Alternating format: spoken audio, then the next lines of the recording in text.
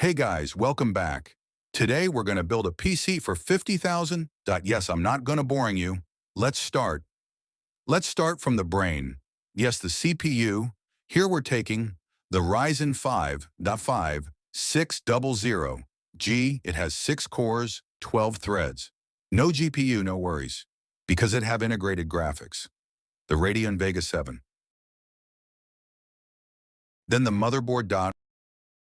The Asus B450 Plus. It have Asus Aura Sync with Wi-Fi and Bluetooth. Next, the RAM. Here we taking the Kingston Fury Beast DDR4 16GB 8 by 2GB. It's enough for gaming. We can upgrade also. Next,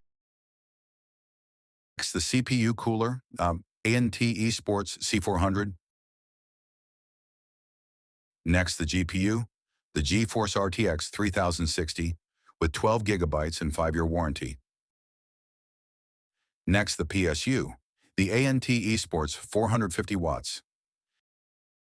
Next, the cabinet, ANT Esports Elite 1.1000. Total 48,897 rupees.